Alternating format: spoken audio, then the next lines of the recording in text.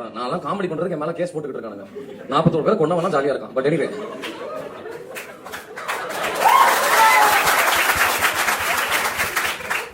கை தட்டாத கைகள் எல்லாம் நான் பாத்துட்டேன். 2 கேட்டகரி தான். 1 டிவிக்கு சப்போர்ட்டர்ஸ், 2 அரசியல்னா கிலோ எவ்வளோ அப்படின்னு கேட்கறாங்க. யாருக்குமே ஐடியா என்ன 41 பேர் செத்துட்டாங்களா, ஆர்சிபில 11 பேர் தானே அப்படின்னு. ரீசெண்டா பாத்தீங்கன்னா இந்த வீடியோ கண்டிப்பா வந்து பாத்திருப்பீங்க. 40 பேர் கரூர்ல இறந்ததுக்கு வந்து இந்த ஜோக்கர் மேன் வந்து ட்ரோல் பண்ணிட்டாரு, காமெடி பண்ணிட்டு இருக்கிறாரு அப்படின்னு சொல்லிட்டு நிறைய பேர் கழுவி ஊத்திட்டு இருக்கிறாங்க. சரி, என்ன ஏது இவர் பேசுனது தப்பு இல்லையா அப்படின்னு கேட்டிங்கன்னா தப்பு. இப்போ என்னன்னா, இங்கே நிறைய பேர் வந்து ஒரு காமெடி ஷோ பண்ணுறாங்க, ஸ்டாண்டப் காமெடி பண்ணுறாங்க அப்படின்னு பார்த்தீங்கன்னா, அதில் உட்காந்து ஒரு ஷோ மாதிரி இப்போ இங்கே என்ன பண்ணிட்டு இருக்க இவரை மாதிரி இங்கே நிறைய பேர் பண்ணிட்டு இருக்கிறாங்க. இவரோட ஷோ எடுத்துக்கிட்டிங்கன்னா முக்கியமாக பார்த்தீங்கன்னா கெட்ட வார்த்தை இருக்கும். 2வது பார்த்தீங்கன்னா அடுத்தவங்க டேமேஜ் பண்ணி பேசுறது. 3வது பார்த்தீங்கன்னா அந்த மாதிரி சர்ச்சையில் மாட்டுறது. இவர் மேலே ஏற்கனவே ஒரு சர்ச்சைலாம் வந்துச்சு, அதை தூர தள்ளிடும் நினச்சிங்களா. இப்போ இந்த கருவில் இறந்ததுக்கு அதை கேஷுவலாக உட்காந்து அதை ஒரு காமெடி பண்ணிக்கிட்டு இது அந்த காமெடிக்கும் உட்காந்துட்டு கை தட்டிட்டு இருக்கிறானுங்க. டிவிக்கு இப்போ கைத்தட்டாதான் டிவிக்கு சப்போர்ட்டர்ஸும். இப்போ நான் ஒன்று கேட்குறேன், அந்த கைத்தட்டாதால யாராக இருப்பான்னு தெரியுமா? சைக்கோத்தனமாக பேசிகிட்டு இருக்கிறான். எந்த இடத்துல எந்த காமெடி பண்ணணும்னு தெரியும், தெளிவானவங்களும் மட்டும்தான் அந்த இடத்துல கைத்தட்டி இருக்க மாட்டாங்க. மற்றபடி ஒன்றே மாதிரி இந்த ஷோ பண்ணிக்கிட்டு நீ பண்ணுறதுனா ஒரு காமெடி அப்படின்னு சொல்லிட்டு உட்காந்து கைத்தட்டுறான பார்த்தீங்களா? அப்போ அவனை எப்படி எடுத்துக்கிறது? நடுவில் கெட்ட வார்த்தை வேறு பெரிய இது. இப்போ காமெடி ஷோ பண்ணுறதெல்லாம் வந்து அத்தனை பேர் கெட்ட வார்த்தைலாம் நார்மலைஸ் ஆகிடுச்சு. காமெடி கூட கெட்ட வார்த்தை பேசுகிறதெல்லாம் நார்மலைஸ். அதுக்கும் உட்காந்து கைத்தட்டுறானு எனக்கு தெரிஞ்ச அத்தனை பேரும். அங்கே இருக்கிறவன் எப்படி தோணுதுன்னு எனக்கு மேபி வந்து அவங்களுக்கு வந்து இந்த மன உளைச்சல் வந்து அதிகமாக இருக்கும்னு நினைக்கிறேன். அதனால தான் என்னோட ஷோவுக்குலாம் போய் உட்காந்து கைத்தட்டிட்டு இருக்கிறானுங்க. ஏன்னா அவன் பண்ணுற காமெடியே கிடையாது. அந்த காமெடிக்கெலாம் உட்காந்து கைத்தட்டுறாங்கன்னா அவன் எவ்வளோ பெரிய இதாக இருப்பான்னு பார்த்துடுங்க. 41 பேர் இறந்ததுக்கு இங்கே யார் காரணம்?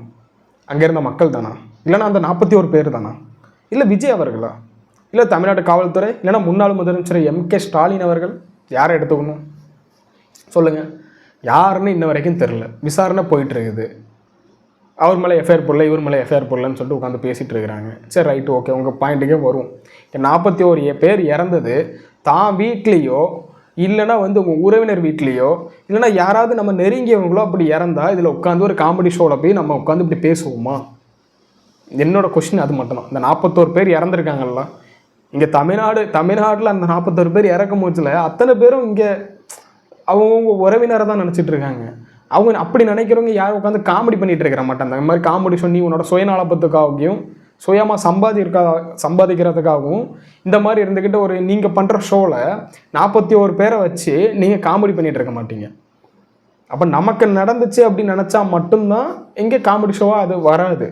இல்லைன்னா நீங்கள் கடைசி வரைக்கும் காமெடி ஷோ பண்ணிவிட்டு அந்த இறப்பை வச்சு அரசியல் பண்ணிக்கிட்டு தான் எங்கே இருக்க முடியும்.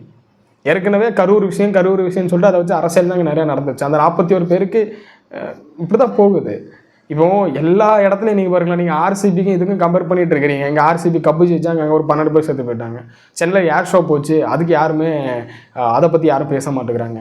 நீங்கள் இது என்னை பொறுத்த வரைக்கும் கேட்டிங்கன்னா சரியான நம்ம திட்டமிடல் இல்லையோன்னு தான் எனக்கு தோணுச்சு. அந்த 41 பேர் இறக்கும் போச்சுல சரியான திட்டமிடல் இல்லை. கேட்டால் இவங்க அங்கே அந்த இடத்த கொடுக்கல அப்படின்னு சொல்கிறாங்க. அவங்க கேட்டால் இல்லை நாங்கள் இந்த இடத்துக்குள்ளே கரெக்டான டைமில் வரல அப்படின்னு சொல்கிறாங்க.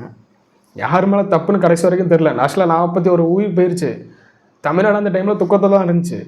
நீங்கள் உட்காந்துட்டு கேஷில் உட்காந்து காமெடி ஷோ பண்ணுறதுக்கு நீங்கள் அந்த 41 பேர் எடுத்து காமெடி ஷோ பண்ணுவீங்க. உட்காந்து நாங்கள் கைத்தட்டி சிரிச்சிட்டு இருக்கணுமா?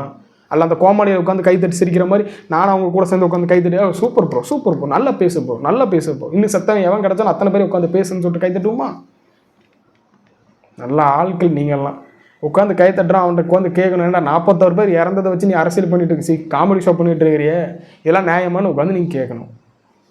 சரி, இவருக்கு வருவோம். இவரோட ப்ரொஃபைல் பார்த்துருக்கீங்களா? அந்த ப்ரொஃபைலில் ஒரு நேம் இருக்குது. அந்த நேமு கெட்ட வார்த்தையா எப்படி எனக்கு தெரில. ஏன்னா நான் அதை படிக்கும்போது எனக்கு கெட்ட வார்த்தை மாதிரி தோணுது. ஒருவேளை அது ஏதாவது நேம் ஆகுது, நம்ம தமிழ்நாட்டில் அப்படி ஏதாவது நேம் வச்சுருக்காங்களா என்ன? இல்லைனா அவங்க வேறு யாரும் சொந்தக்காரங்களுக்கு யாருக்காவது இந்த மாதிரி நேம் வச்சுருக்காங்களான்னு எனக்கு தெரியல. அவர் அந்த நேம் வச்சுருக்காரு. நீங்கள் பார்க்குறவங்க உங்கள் ரிலேஷன்லேயோ இல்லைனா உங்களுக்கு தெரிஞ்சவங்களுக்கோ இந்த மாதிரி ஒரு நேம் இருக்கான்னு மட்டும் எனக்கு கீழே கமெண்ட் செக்ஷனில் கமெண்ட் பண்ணுங்கள். நான் யாரே இந்த மாதிரி நேமில் நான் பார்த்ததில்லை. எனக்கு பொறுத்தவரைக்கும் டக்குன்னு வாசிங் முடிஞ்சில் கெட்ட வார்த்தையாக தோணுச்சு, என்னடா இப்படி போட்டு வச்சுருக்கிறேன் அப்படின்ட்டு. பட்டு இது எப்படின்னு எடுத்துக்கிறேன்னு தெரில. 2வது நடுவில் ஷோ பண்ணும் போச்சுலாம் கெட்ட வார்த்தை பேசுகிறது இப்போ நார்மலைஸ் பண்ணுறாங்க. இங்கே வந்து கெட்ட வார்த்தை பேசுகிறது, காமெடி பண்ணாலே கெட்ட வார்த்தை தான் அப்படின்னு சொல்கிற மாதிரி பேசுகிறது வந்து எப்படி எடுத்துக்கிறேன்னு தெரில. இவங்களாம் சொசைட்டியை கொண்டு போயிடுவாங்க, தூக்கி பிடிச்சி பில்லர் மாதிரி இப்படி பிடிச்சிப்பாங்க. நாங்கள் வந்து இதுன்ட்டு